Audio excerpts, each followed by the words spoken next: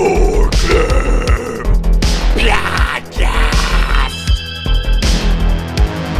This is the Gore Club Podcast with Steve Vessell, Ace, and Deathmetal Dave.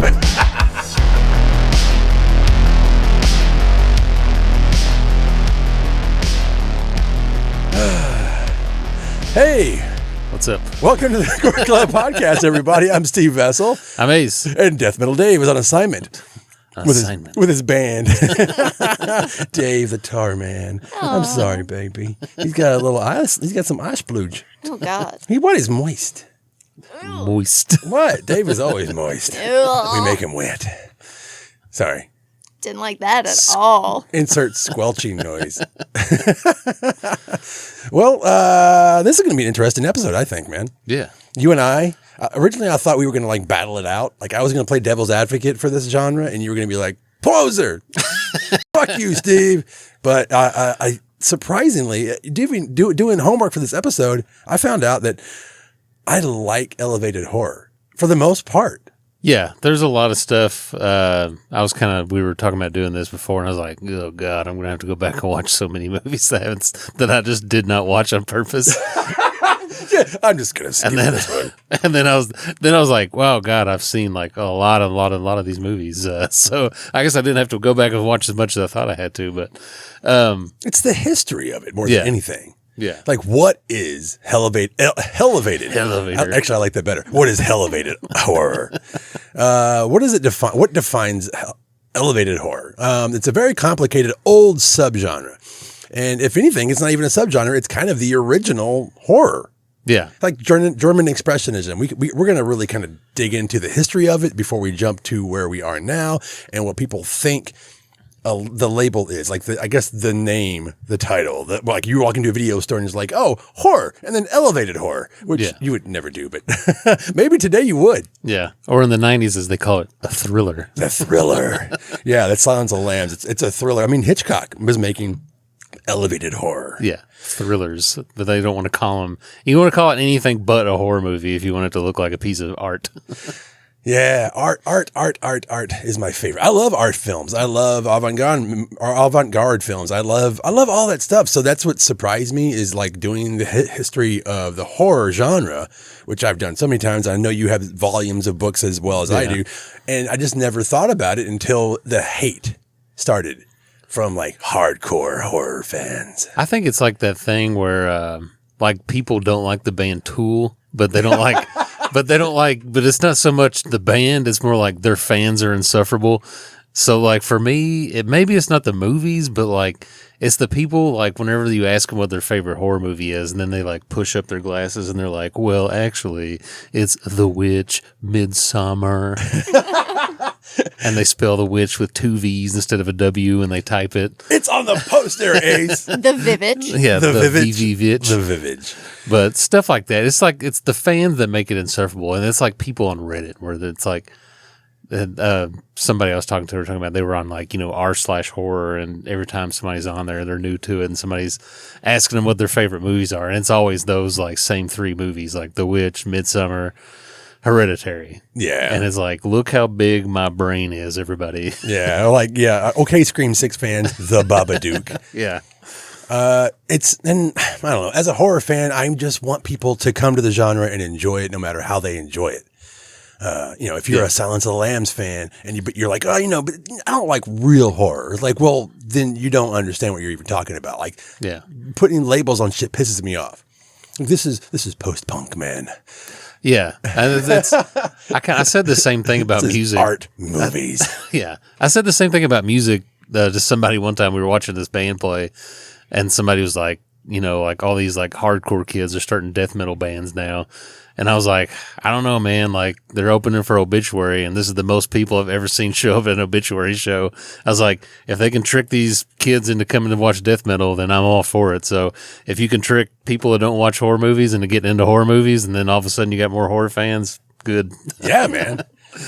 And see, I don't think I hate that people look down on the horror genre, as all horror fans probably do, is like the dumbing down of horror. It's like, yeah, we're not talking about that. We're talking about good horror films written well, made well, directed well. Like I said, I guess we should just start digging into the originals, the German expressionism, if you will. Yeah, almost really the first horror films are like an elevated art horror movie. Yeah. Like the Cabinet of Dr. Caligari. I mean, and I have the Whiteboard of Doom up there. Nosferatu, Vampire. Those movies are or would be considered now elevated horror. Oh yeah.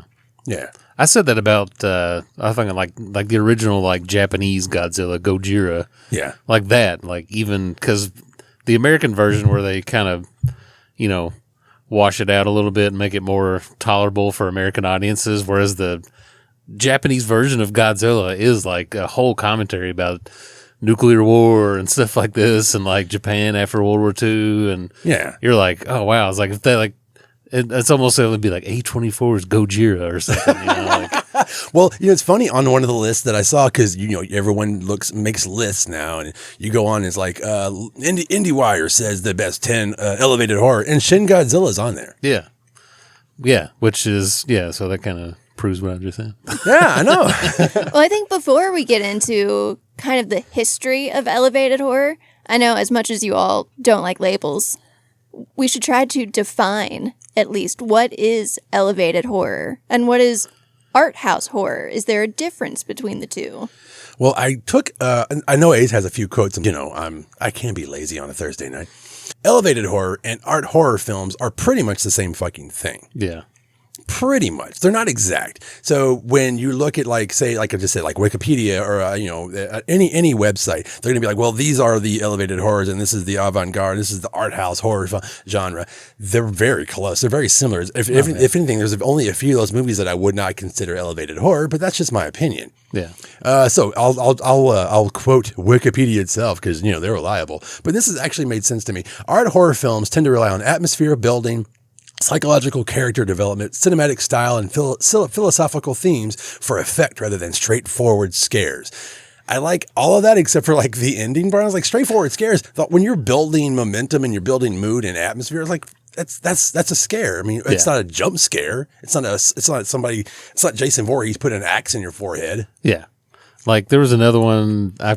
I got this one. I got another quote that I pulled from the internet. I didn't write down where I actually got it from, but we're fantastic. I'll put it on the. I'll find out. On this one, it actually said elevated horror is a fairly new genre, which I don't agree with. No. It says it doesn't rely on the usual horror elements. Instead of slashers and stalkers, they feature artsy cinematography and dark storytelling with an eye on social commentary, and relying heavily on metaphors. These movies challenge the viewer to think. Like Night of the Living Dead? Yeah. Shut the fuck up. All these, I was just like, it's a fairly new genre. Actually, I wrote right after this, like, I don't agree with this at all. No. These movies have existed since film has existed. Right. And I think that's an important thing to note is that I think it's a new term. Yeah, the term elevated horror has been around since 2010, 2011. If that. Most of the websites I went to are like 2019. I'm like, what? Yeah. I think one of the first ones that I ever really started paying attention whenever these kind of movies was like Black Swan. Oh yeah. Where I was like, is this a horror movie or is this like a really artsy movie that I don't understand? And I have two lists. I have one on the Whiteboard of Doom. I've got one on my tablet here, and then you've got one. And Katie's got one, and you know what? I don't even know what's on your list. I don't know what's on her list, but I know that they're all going to link up, and we're going to have a couple that we're not going to agree on. Yeah. But that's horror fans. That's fans of film, anyways. Like, what is it? It Follows is like always considered like those kind of things. But from the beginning of horror, there has been elevated horror. I mean, okay, I've got Hitchcock's The Lodger. It's like his like two guys are trying to figure out who like this Jack the Ripper-esque slasher is. Yeah. And that's a silent movie that Hitchcock made. I think it was like his third movie. But nowadays that would be considered elevated horror. I've got Haxan on there. I've got the Val Lewton films. I mean, what do you have like as far back as like Silent Era up to the 30s?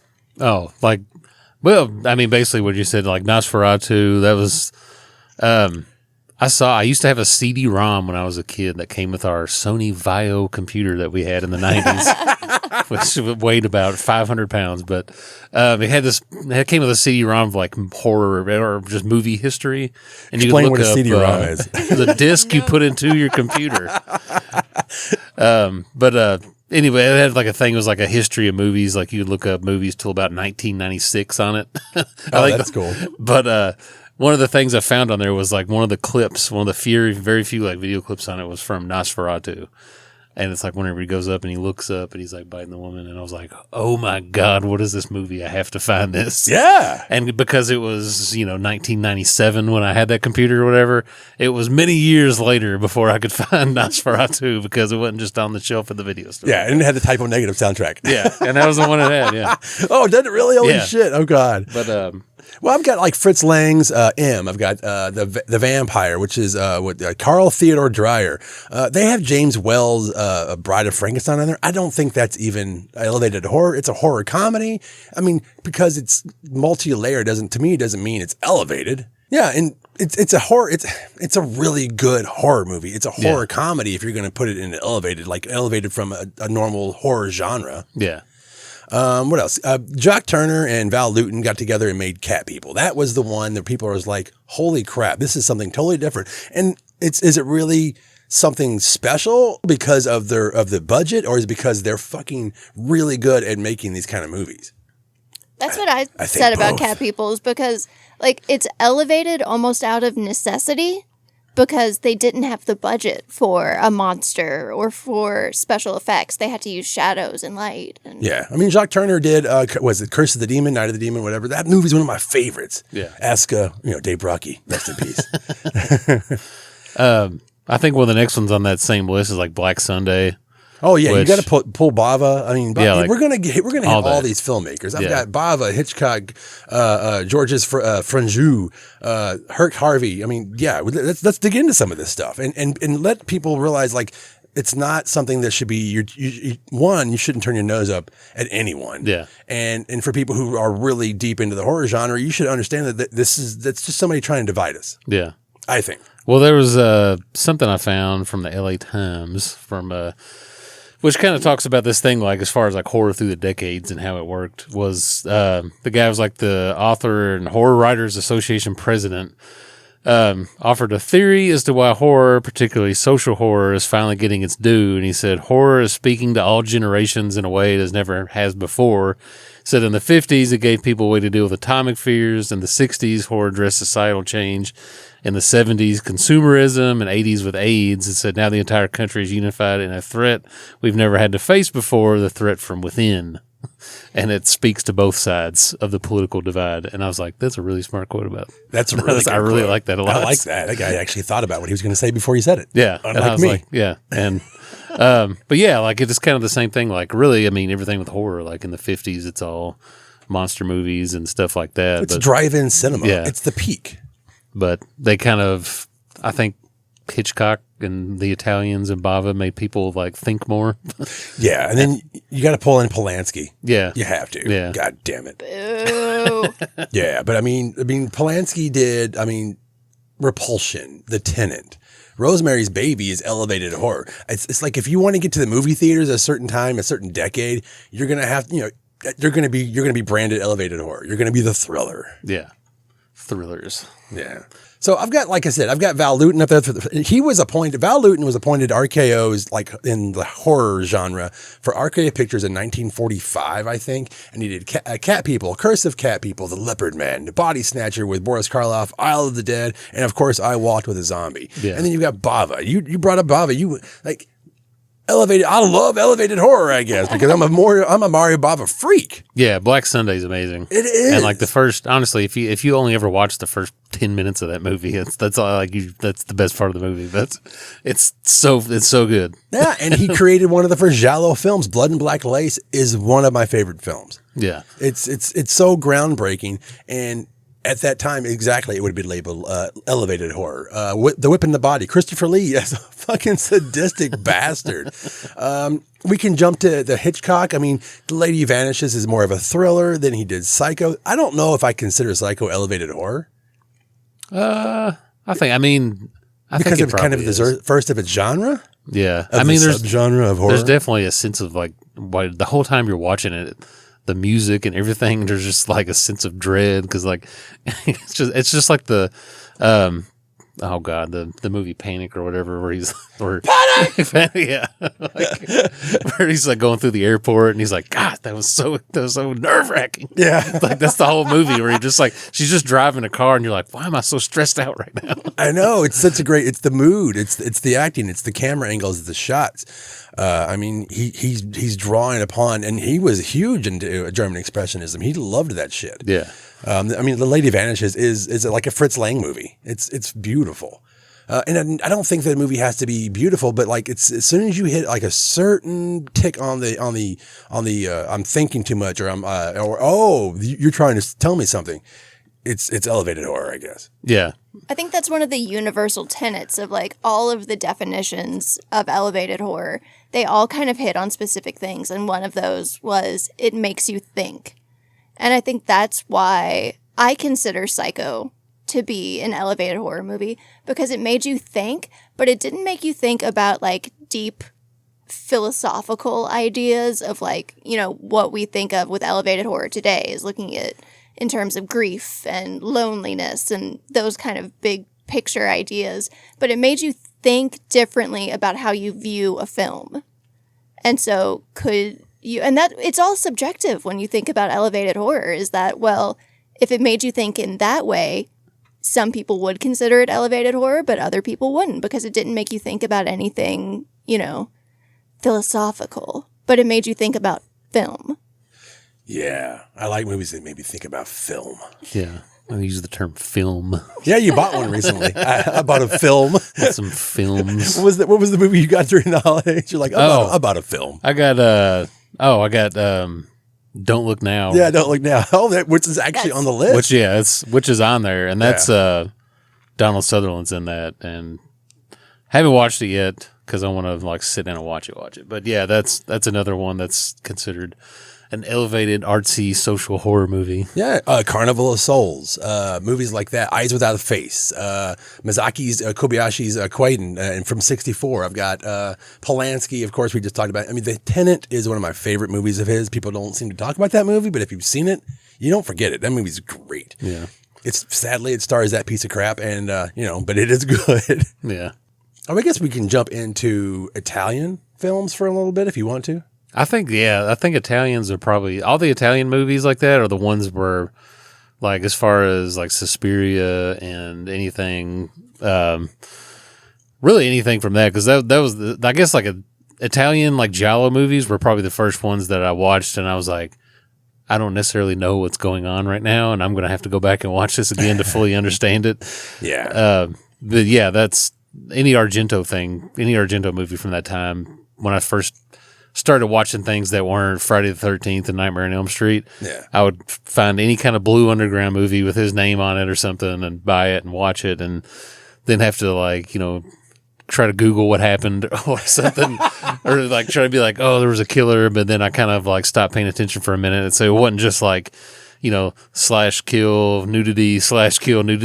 That's a good point. That's what I was gonna comment. Is that once you get past as a young boy, you can explain what it's like to be a young girl, but once you get past I'm like, when it comes to the effects and the and the boobs, then you're like, well, I've seen all of those. What's this movie? Or you grab a magazine or a book, and now you just open up a bloodydisgusting.com. Yeah, and they'll give you a list of some cool movies, and then you're like, oh my god, what is this movie? This Ganja and Hess? What the hell is this? Starring Dwayne Jones, rest in pictures, buddy, and was it Marlene Clark from The Beast Within? Like that movie is completely elevated horror if you're going to go there. Oh yeah. But let's dig back into Argento. Argento, for me, the first movie most people see is Suspiria. Yeah, and that is totally elevated horror. Yeah, and it's not just a slasher movie. It's not even just like a giallo movie. It's all of them. It's it's witchcraft. It's art. It's beautiful. They're ballet. Yeah, and they even remade it into a movie that people now probably just associate with just elevated horror movies. Oh, absolutely. Yeah, and it's female driven with a female killer. It's not a bunch of helpless women being picked off one by some sadistic man or some scary monster that has a penis. Yeah. That's all of us. Except those big hairy arms in the beginning of it. I don't know what the deal with that was, but Because it's Elena Marcos. Elena Marcos. She's a hairy beast witch woman. We just ruined the whole movie. Sorry, spoiler alert on that. Women can be hairy. Yes, they can. They should be. Damn it. That's how we're naturally come around. I'm gonna cut that out. But that was a thing. That was around that time when Bravo or somebody put out like some list around Halloween was like the 100 scariest movie moments or something, and I was like, I think I was still in college watching that, and I think probably the smartest horror movie I'd probably watched by that time in my life was The Shining, which is one of my favorite movies ever, and it even still took me like years later watching it and then being like, oh wow, like I've watched this in a totally different way as an adult than I did as a teenager. The Shining definitely would be considered an elevated horror. Yeah. Yeah. I just have to say, Bravo's 100 Scariest Movie Moments was such a pivotal... It played such a pivotal role in my development as a horror fan, because I was like 14, I think, when that came out. So I'd seen like Friday the 13th and like the basics, but it opened my eyes to like, oh shit, like foreign horror. And yeah, I think that's where I first saw on there was the beginning of Suspiria, and it shows like, and it's like, the first, 10 minutes of this movie, and it's like, you're like, God, man, like, yeah, and I was like, I have to find this movie somewhere, which I think I found it here in Louisville before I even lived here. I found it somewhere on like DVD and was like, holy shit, this is the, like, you can't stream this thing anywhere. I wrote down all 100 movies in my Sacred Heart agenda and ticked them off one by one so I could watch every single one. That's awesome. That is awesome. But Bravo, man, I'm glad that Eli Roth did something very similar to that a couple of years ago for Shudder, I think. Yeah, that was pretty cool. I watched that. It was. I mean, those kind of lists, they're invaluable. Yeah. But go ahead. Well, because it opens up, it's what we were saying about elevated horror earlier. If it brings more people to the genre, it's only a positive thing.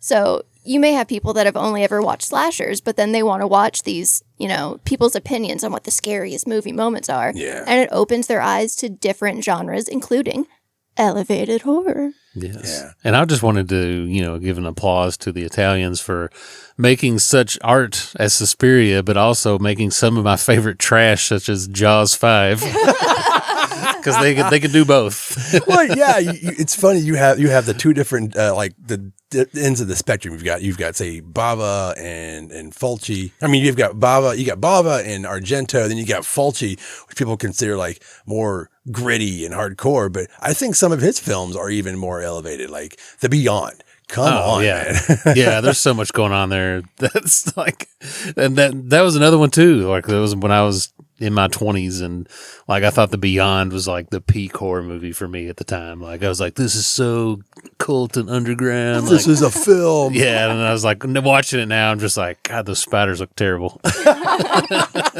Oh, I can't remember. There's no cat thrower in that movie, but they definitely have like all the other animals, like the dog. Yeah, the dog puppet. Oh yeah, just like ripping the girls. Yeah, that's so good, man. David Lynch came at us with like Eraserhead. Yeah. God, what the hell is going on in this movie? Yeah, that's a one-time watch for me. Absolutely. I watched that like on a Saturday afternoon or something one time. And I was like, God, I don't ever need to watch this again. And I love David Lynch. I do too, but he continued that with like Lost Highway and Mulholland Drive. Yeah. Those kind of movies, I mean, that's elevated horror. Oh, yeah. That Lost Highway, totally. Like that whole scene where the guy's talking to him and he's just like, call me or whatever. And you're like, I'm at your house. Yeah. Like, oh my God. That whole part's amazing. Fire Walk with Me. I was going to say Twin Peaks, the movie Fire Walk with Me is, wow. That's a good way to open the 90s. God damn. He also, I mean, because he had brought that to television, which he was way ahead of the curve in terms of, the way we view television now in the golden age of television and bringing these more serious themes and serious kind of filmmaking techniques to TV. Oh yeah, he was making elevated television. He Elevated was, television. yeah. And then he, pivoted and was like, well, I guess I can do this in movie form. I mean, he had done it in movie form before, but he was like, you know what? Maybe Twin Peaks is better for film right now. They're not ready. Oh man, yeah, so I'm in the theater with, and you can kind of tell who loves the show. It's fun, and well, it's not fun, but it's very moody and it's very it has its own aesthetic. So they go in there and they're just like, what am I watching? Oh yeah, yeah. Put your seatbelt on. This is not the television show. Yeah, I prefer the movie to the show, even more so than the newer show that came out.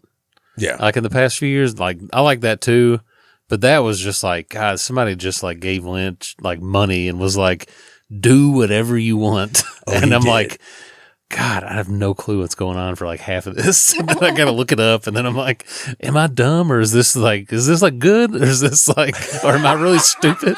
It's art house. It's avant-garde, man. David Lynch is kind of the exception to the rule when it comes to elevated horror of like, oh, elevated horror is bringing people that might not be horror fans to the genre. And David Lynch is kind of like, oh, you're not a horror fan? Well, watch this. Now you never will be. Yeah. Run, my pretties. Yeah. Run away. Exactly. I love it. But yeah, I mean, he grabbed me with like Lost Highway. And I think the first movie I ever saw of his was The Elephant Man. And I didn't even know it was his. But that depressed the fuck out of me. And then, oh, yeah. Man, I watched that for the first time recently. And I was like, man, if you watch this and don't feel something, like you need to like add some oil to your robot heart. like it's so sad. It really is. He just can't wait to die. Yeah. Oh my God. Anyways, and then it's sad because it's even based on a true story. Yeah. That's even worse. Yeah. Michael Jackson owned his skull. Oh my God. What the freaking? Yeah.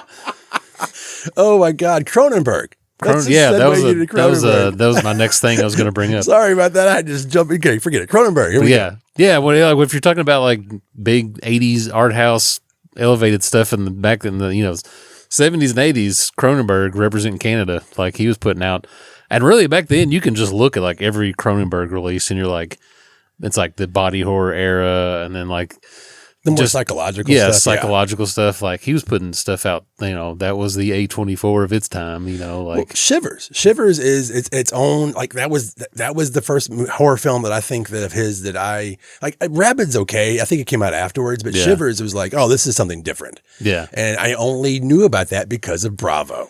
Hey, shout out Bravo. Yeah, because I mean, I'd seen The Fly, I'd seen whatever had come. I think Crash had just come out. Yeah. Ooh, yeah. Not the Oscar winner Crash. No, not that one. I mean, that movie's not really a horror film, but it's twisted. It's fucked up. It's twisted metal. But like, okay, if you haven't seen Cronenberg's Crash, check it out. But Dead Ringers, Naked Lunch, Existence was actually his last horror film until he did Crimes of the Future. Yeah. Which is not a remake of his original Crimes of the Future, by the way, if you're wondering. There's also The Brood, which is The Brood, just now, terrifying. That's one. It's like, what is happening? But you kind of, I thought it was gonna be like The Children. Yeah, I had seen The Children before, and when I saw The Brood, it just blew me away. Yeah. I wanted scanners. I wanted some of the stuff that I had seen, like The Fly, and then because as a horror fan, when I was a kid, I'm just jumping around when it's coming on television and cable television, like the movie channel. It's like the late night thing with Joe Bob Briggs' original television movie channel was on the movie channel, and he would show all those kind of movies. So when I saw The Brood, I was like, I don't know who this guy is. This is amazing. Because I'm a kid. I don't care who the director is. Yeah. That was one of the first ones. I was like, oh, I got to find out. I got to find out who made this wild fucking crazy movie. Let's do that ending with the whatever you want to call it. Oh, yeah. I was so fucking shocked by The Brood when I learned that it was made by a man, because it is the most unbelievable, perfect metaphor for pregnancy. Are you fucking kidding me? Talk about like not being in control of your body and the weirdest shit happening to you, and people around you being like, no, this is beautiful. It's wonderful. And you're like, what the fuck? It's terrifying. Yeah, that is horrible. Oh, man. Yeah, and it's like the same thing with when he did Videodrome, where I remember watching that. That was one of those ones when I was younger. I was like, I need to see this movie. This looks. And the first time I watched it, I was like, what is going on right now? Like, he just pulled a videotape out of his stomach. Like, Yeah, the cancer gun. Yeah, he has like a gun and his hand is like melted. Just shoots cancer at you. Yeah. And I was like, I watched it the first time. I was like, man, this is not what I thought it was going to be. I thought it was. I just remember seeing a guy coming out of a TV or something, and I was like, oh, that looks cool. I went to see that movie because of Debbie Harry was in it. Yeah. And at the time, Blondie was the shit. And I was like, oh, she's in a movie. This is going to be fun. No! I love that because I love being surprised. And if that's what elevated horror is going to do to me, that's fine with me, man. Tony Scott did The Hunger. Oh, yeah. Ooh. Yeah, The Hunger is definitely would be considered like, oh, it's snobby. Yeah. You know, this is different. This is a vampire movie, but not that kind of vampire movie. Yeah. It's sexy. David Bowie. I mean, this is the guy that made like freaking Top Gun later in life. So I've noticed that's another thing is that the filmmakers seem to be not necessarily deep into the horror genre, but that doesn't mean they're not horror fans from the beginning. Yeah. And Tony, his brother is Ridley Scott. Yeah. Like he has to follow that guy. He's like, oh, okay, I'll make something like sexy and beautiful and I'll get the best special effects artists of all time to do the makeup effects. Like that's what people remember most about that movie and Bauhaus. Yeah. I think there's one we kind of skipped over. I wanted to go back. Which please do. Possession. Oh yeah. We just screened that. Yeah. Which is a perfect example, which I think, I can't remember. There was somebody we screened at a Gore Club, but I was like, man, people are going to hate this because like it's not fun for a group of people to watch. And it's basically, it's like this couple's relationship is unraveling. Yeah. And there's all this crazy shit going on. It's like, but like everybody was watching it. And I guess there was just a bunch of Hereditary fans in the crowd that night. But like everybody loved that. And like and I was like, this went over way better than I thought it would. Yeah. I do remember that. I was in the sound booth being like, oh, let's crack some jokes here, people. Cause like it's, this is the, what year did that come out? 81. 81. Okay. And holy crap. Is it, what's his, Jurassic Park? Sam Neill. Yeah. I was going to say the lies. The Antichrist. Yeah. Yeah. He's so good in that movie. Everyone in that movie is fantastic. And it is a hard watch. Yeah. If you're triggered by any kind of sexual violence or abuse or anything, that's not the movie for you. But if you really want to really like just pick apart what a movie has to say about all of that, that's a fantastic movie. Yeah, and it's like terrifying in many different ways. What the hell is that thing? There's that thing in the corner, but it's so crazy, and I was so surprised that many people enjoyed it. And I watched it once before with a group of people like online together. We were just chatting back and forth, and I think a couple of people were like, man, I'm sorry that we played this tonight. This is not fun. But watching it again the second time, I was like, oh man, this is really good. Especially when she starts losing it, like in the subway tunnel and all that. I'm just like, God, this is amazing. Now I need to find this and buy it. Well, there's a couple there that actually cosplayed the main characters. Yeah. It was her birthday. That's right. She chose the movie. Oh my gosh. And at the end of the movie, I look over and go, this is brilliant. Like, holy crap. But what a movie to cosplay. Yeah. Oh my God. Cosplaying that at freaking PopCon. It was perfect. Yeah, it was. We have to bring up De Palma. Oh, yeah. Yay. Yeah. Dressed to Kill, definitely elevated horror. What else? I mean, God, it's De Palma. I mean, everything he's done in the 80s would be considered more highbrow. Yeah. Even Carrie. They're like American, like Dressed to Kill's like American Giallo. No, absolutely. Yeah. And Body Double. Body Double. We talk about Body Double all of the time. If you're a fan of the Gore Club podcast and you haven't seen Body Double yet, you're probably sick of us every once in a while just mention it. Just go fucking watch it. Dude, I love Body Double. This somebody just put the soundtrack out on vinyl recently. Oh, wow. Is that Pino Donaggio did that, I think? I can't remember. I can't remember. I have to look it up. I don't know. Just tear me apart in the comments and tell me who did it. I can't remember. What a hell of a name. Oh, he does some amazing scores. The Howling. Yeah. Oh, no. He is the person who did that. Yeah. Okay. Yeah, see? Yeah. Yeah. I'm not a complete idiot tonight. Which is funny is they used, this is totally off topic. They used a song from that soundtrack for Body Double. I was watching that Michael Jordan sneaker movie called Air. And there's some scene where they're like trying to talk to Michael Jordan about this shoe they designed, and they're using the song from Body Double. And I was like, are they using the music from Body Double in this Michael Jordan shoe movie? And I had to look it up, and I was like, that's it. They did it. Donaggio's got to get paid, man. Yeah. If he's still alive, I haven't looked him up. I don't know if he's done any scores recently. I've really gotten into Christopher Young scores, but anyway, let's move on.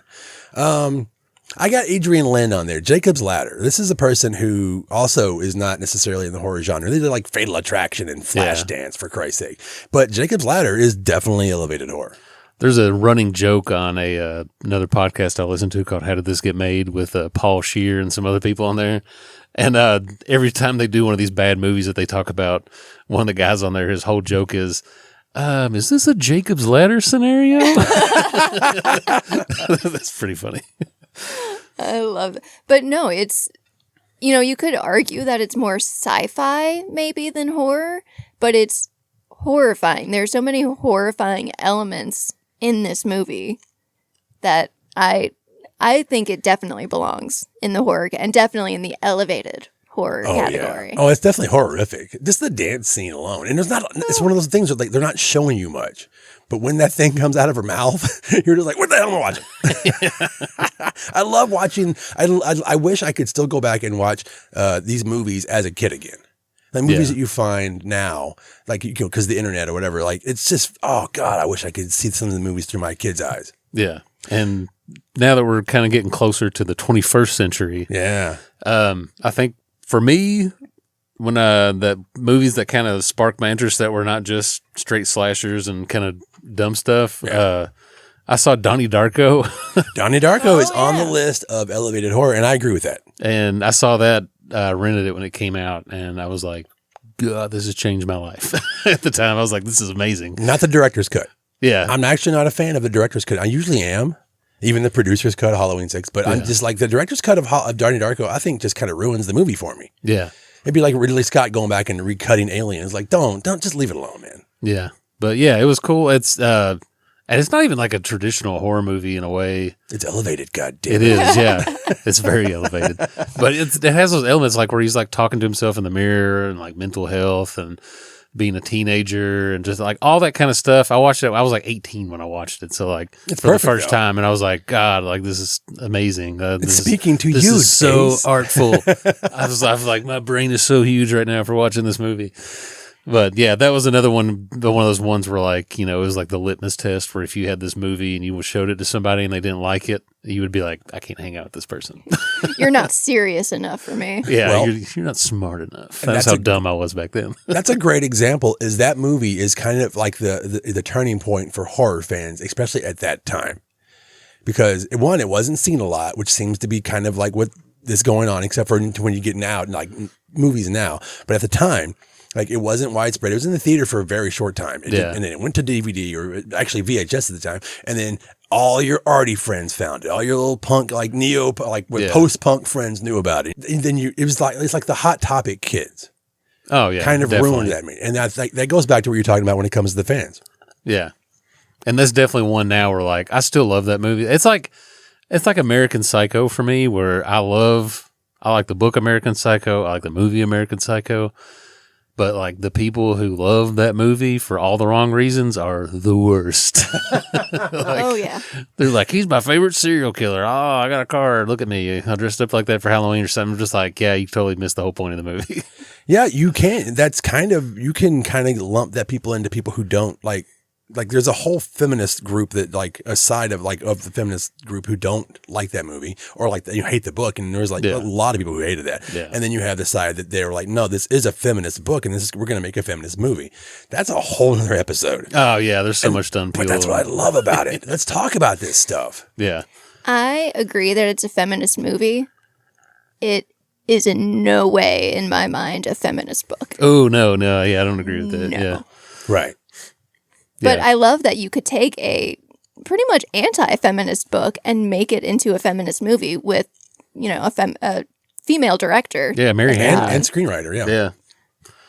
That's all I have to say about American Psycho. Oh, I do have to add just one last thing about Donnie Darko is one of my older brothers showed me a double feature of Donnie Darko and Garden State in the same day. Oh, wow. And I was like, my mind has been absolutely blown. And one of those movies aged far better than the other, I will say. You're like, go buy me a Shin CD. Oh my God, The Shins was like my entire high school. Jesus Christ. Shut up. I'm just going to jump into Guillermo del Toro, damn it. No, actually, I mean, even before that, I mean, he did make Kronos in Yeah. the early days of what we considered I almost said Mulholland Drive because it's on my list. in that same era, that same time, like Devil's Backbone. These are all on this. Like, I think that Guillermo del Toro that's just it. He's an artist making films. He's like the John Carpenter. Like, I think that some of John Carpenter's films are considered elevated horror. Like, They Live. Oh yeah, for sure. Like elevated sci-fi, whatever. Yeah, but yeah, that definitely is because it's and it's like he made that movie and it's still relevant, even like through every year. Sadly. Like, sadly, it's still relevant. It was like you could have watched it 10 years ago and be like, "This is relevant," and you could have watched it 20 years ago, like, "This is relevant." Yeah. Well, it has another, what I consider one of the tenets of what is elevated horror, is that it relies heavily on metaphors to tell its story and to talk about themes. And you don't get any more metaphorical than Guillermo del Toro in The Devil's Backbone. Oh yeah. Yeah. Yeah, especially those early films of his. He's got so much to say, and I don't think he's even done saying it. Yeah, there's like movies where like I enjoy movies where it has like a deep metaphor in it, whereas some movies that kind of do this and they just beat you over the head with it, and you're like, yeah, I get it. It's a fine line for sure. Like that movie Mother, Darren Aronofsky. I was going to bring that up, and you're watching it and you're like, yeah, man, I get it. This is the Bible. Like, that's Eden and like everybody. I got it, man. Like, what is that? Is the baby Jesus? I don't get it. Yeah, I'm just like I like the movie. Like, it's fun. It's like fun to look at. But he's just like, do you get it yet? Yeah. Like, just hitting you. How do you feel about Beyond the Black Rainbow? I like it. I haven't watched it. I think I've seen it one time. Yeah. I can't remember a ton about it. I just know the soundtrack was really good. Yeah. And it was another one where I watched it and I was like, I'm gonna have to watch this again because I'm kind of lost. I think Cosmatos just makes really good freaking movies. I think Mandy is like a step above.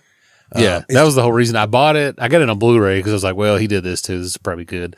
And it was another of those ones where I kind of was watching it in and out, and I was like, man, this is fun to look at, and I love the soundtrack. I need to go back and watch this again so I can understand fully what's going on. Yeah.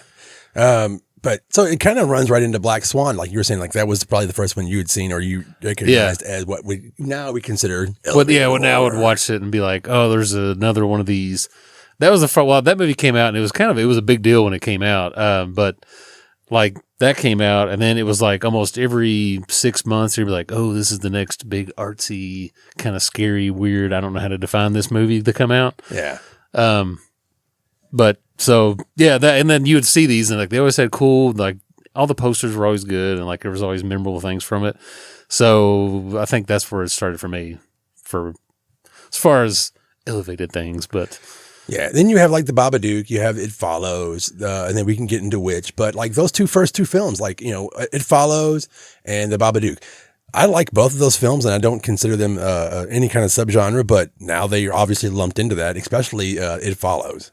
Yeah, It Follows is good. Babadook kind of got. There's like a whole like if you go to like a pride parade, there's like Babadooks now.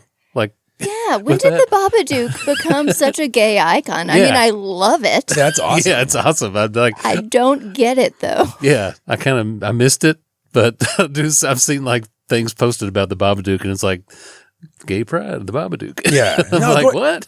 Go ahead and look that up for us, Katie. I've tried looking it up. I've tried understanding where, and there's no rhyme or reason to it. Like I've literally gone. I've researched this extensively, and how it first came to be is just like he popped up at a pride parade with just full on black and white Babadook with a rainbow flag, and then he took off from there. That's wild. Good for him. Yeah, Yeah. Good for the Babadook. I hope someone kind of comes up with a lore of why he is a gay icon, but as far as I know, I have found nothing about it. Huh. Break. I'm going to look that up. So looking up how the Babadook became a queer icon, all it says, and it's not easy to define. So the Mr. Babadook, as the figure is referred to in the movie, is queer in the most empirical sense. Its existence is defiance, and it seeks to break down the borders of acceptability and establishment. Deep. So says the Vox. Alex Abacentis wrote that, and it's still not queer. It's still not queer. Still not queer. How it's clear how this works, but that's what you got. So it's really It's not. I don't think anyone knows how the Babadook became a gay icon. It doesn't make sense, but does it have to make sense? No. Latch on to something you like and roar. Make everything gay. Just use it. I'm 100% here for making everything gay. So then you talked about Mother. I want to talk about Jordan Peele. Oh, yeah. But we can jump back down if you want to talk about Darren Aronofsky's Mother. We don't have to. That's all. I said what I had to say about that. Yeah, I'll never watch that again. Nope. So, I mean, let's talk about The Witch. Now, let's talk about where I think elevated horror pretty much started, like defining to me. Yeah. When that movie came out, it was just like all my friends who were like Jason and Freddy and you know, Pumpkinhead like I do. They were like, well, I'm not going to go watch that movie. I'm like, it's a horror movie at the theater. I'm going, man. Yeah. Yeah, The Witch was a huge deal. And that was one where everybody's like, have you seen The Witch? Have you seen The Witch? Like all the time. And like maybe that was probably where it started. I was like, man, I'm not going to go watch The Witch. Why do y'all keep asking me about this? It's like, I don't care about witches. You have a punk rock heart. And it's like, do you so like, do I. Do you think it's like, it's got a big goat in it? I'm like, oh, great. I wasn't affected by all the like the hype, I guess. I saw a horror movie in the theater at that time. I just missed all the hype, and I just went to the theater and I was like, this is awesome. Yeah. I loved the atmosphere. I mean, and I knew the budget was small, and what that guy could do with a budget now, I can't wait for Nosferatu. Ooh, yeah. Oh, yeah. I'm kind of looking forward to that one. Yeah. I mean, he also did The Lighthouse, but we can talk about The Witch more if you want. Well, there was The Witch, and like that was one of the first big ones, and then 2 years after that is Get Out. Yeah. Which was a huge deal, and then that was another one where everybody talked about it, and I went and I was like, I'm going to have to watch this because this actually looks pretty good. It's not just like spooky witches in the woods, you know. But the movie's amazing, and I don't think he fell into the whole thing where you make where your first movie's awesome, and then you fall into the rut of never being able to live up to your own hype. Because I thought Nope was great too. People may not have liked that, but yeah, the sophomore curse. Yeah, I liked Us. And Us, yeah, like. I know people who loathe that movie and people who love that movie, and I am somewhere in the middle. I like bits of it, but as a whole, it's kind of convoluted for me. Yeah, and I get that, but overall, I think Jordan Peele has done more for bringing non-horror fans to horror, especially a Black audience, because historically, the horror genre has not done well by Black people. Yeah. And I think I was going to bring that up because when you talk about Jordan Peele, you have to like kind of look at someone who's like just shitting all over his movies and be like, are you a bigot? Yeah. Let's just talk about this. Seriously. I mean, are you, come on, man. Do you have a problem with like him being, cause they'll shut him and be like, well, he's never made a horror film before. It's like fucking Stanley Kubrick, dude. Yeah. Like he wasn't out there making horror movies. He made one of the best ones. Fucking Spartacus and, Lolita. Yeah. And then, 2001 and then he makes a horror film that's known for the rest of our lives and beyond. Yeah. So when it comes to Jordan Peele, I love what he has to say no matter what, if I agree with the movie, if I like the movie or not. Yeah. And I'm totally forgiving when it comes to that. So Us, to me, there's a lot of things I didn't like about it, but here's the thing I do love about it. That movie is completely rewatchable. Yeah. Because there's so many Easter eggs in that movie. And then you go to Nope. Oh yeah. Holy crap. I love Nope. I thought it was great. And yeah.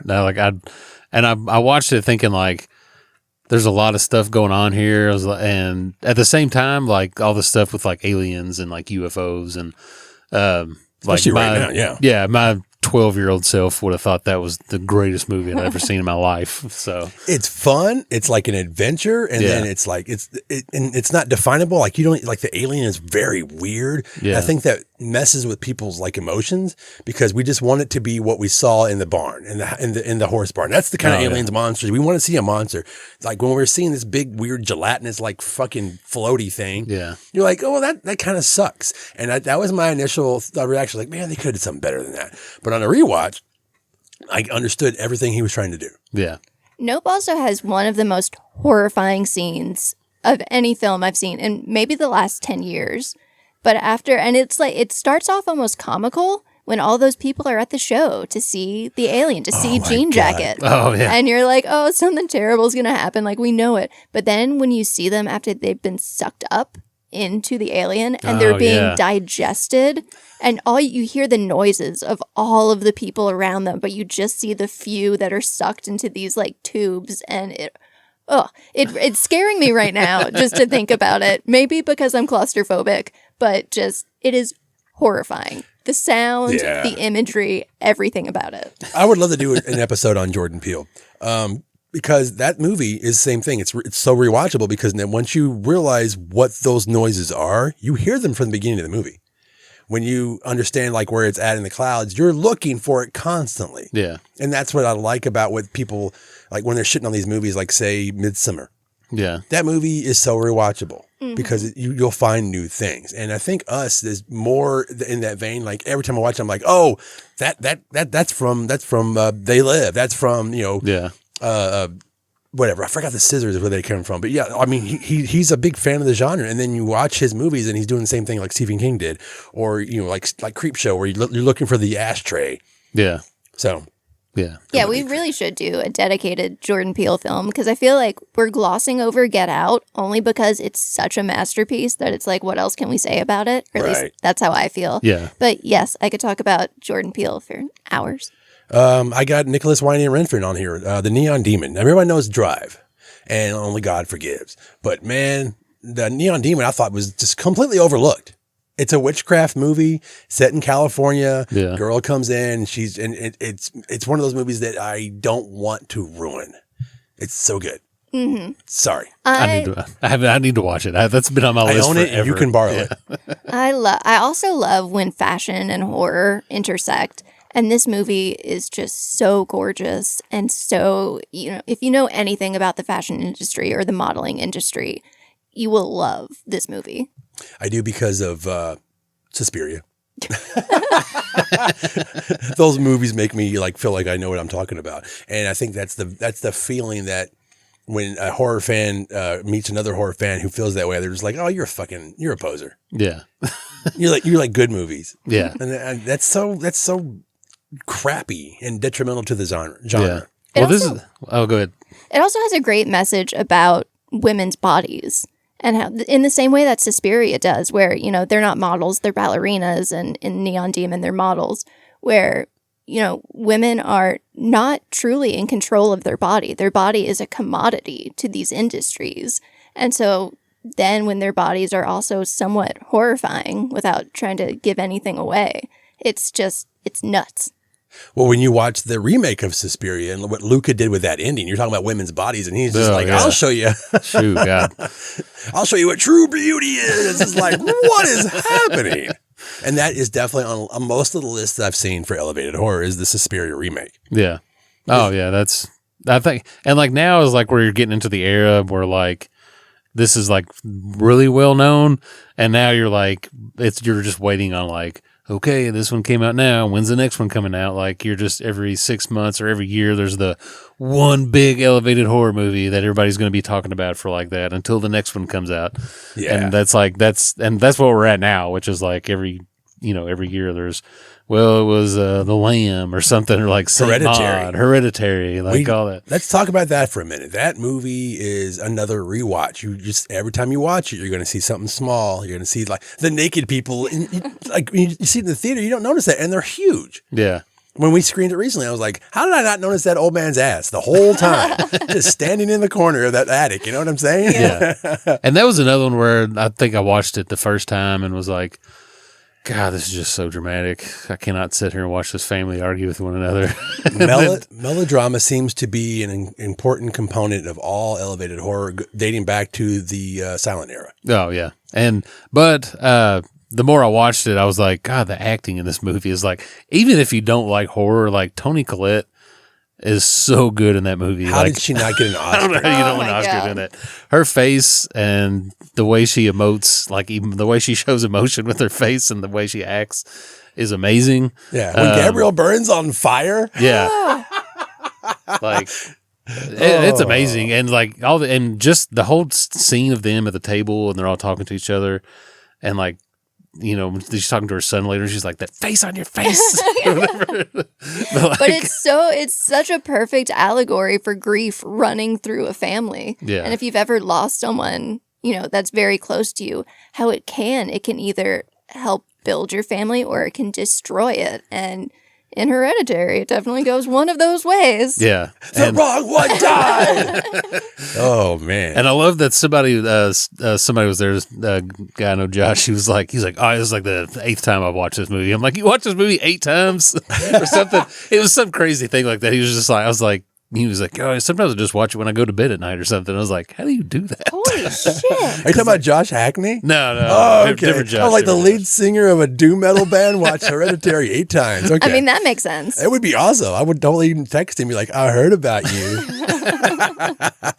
Oh, man. Yeah, Ari Aster, I can't wait to see what he does next. Even we've talked about like James Wan. It's like they're trying to do original stuff. Yeah. And I dig that. If that's going to be considered elevated horror, I guess I'm sucking its dick.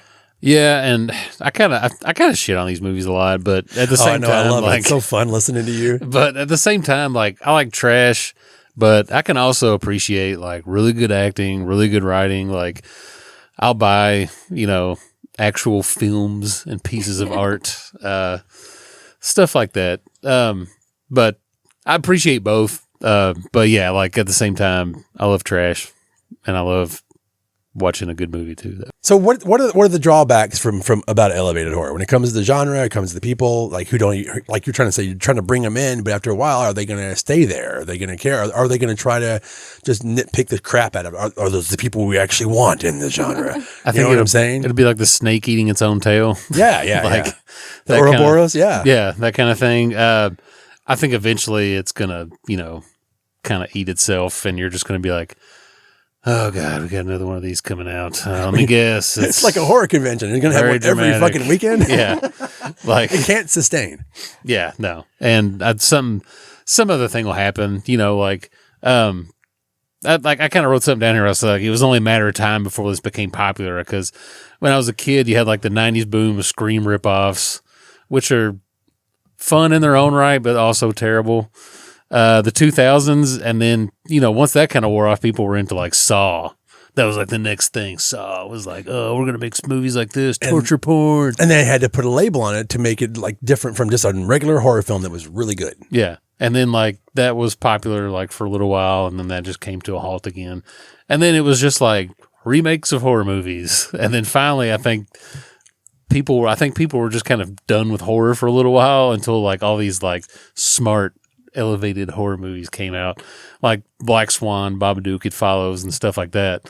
And some of that became more of a trend, and people started actually going to the movies to watch them and not sit around, just, oh God, there's another Scream ripoff. I don't care about this, I don't know. I think I agree with that.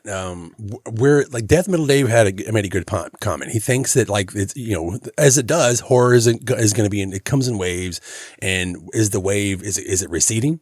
Is the tide going out?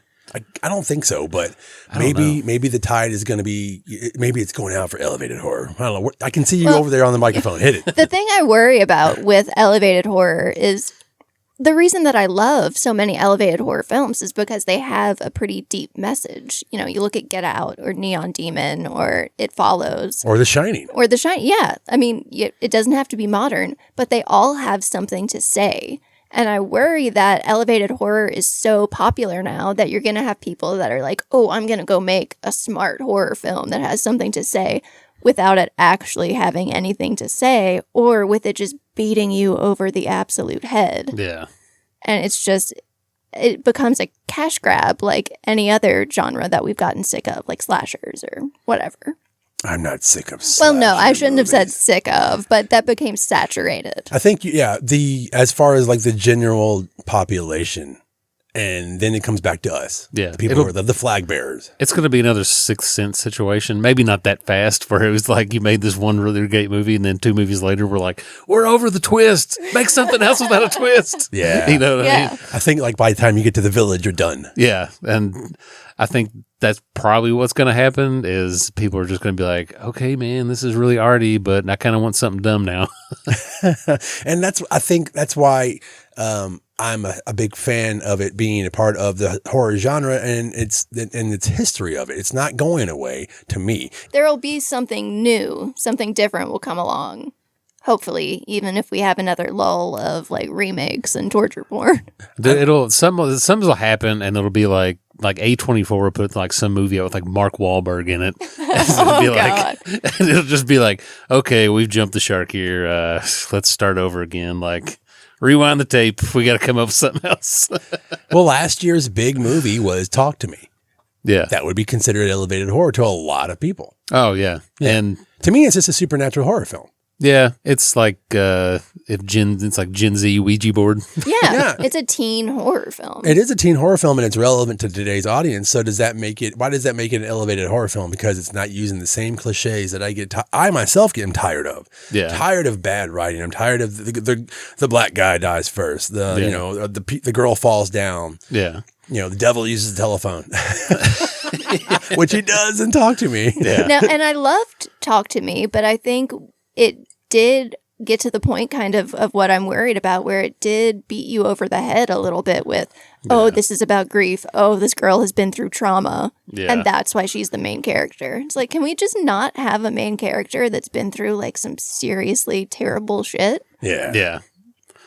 I think that's going to be its downfall, is that people are just going to be like so inundated with their own trauma that they're just like, I can't watch another traumatic movie. I got my own shit going on. Yeah, seriously.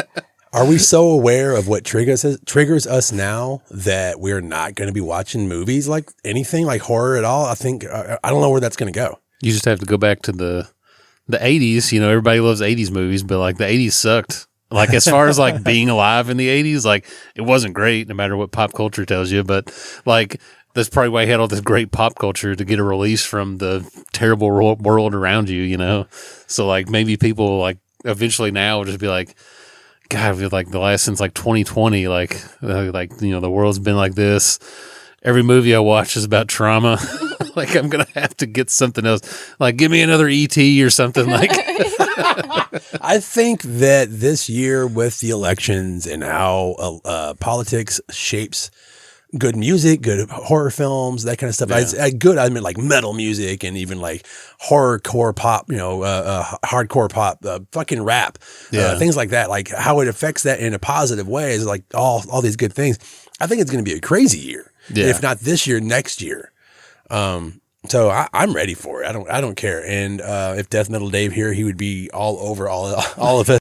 I hope we've made some people realize that elevated horror is not a fucking bad. It's not a bad word. It's not a bad label. Yeah.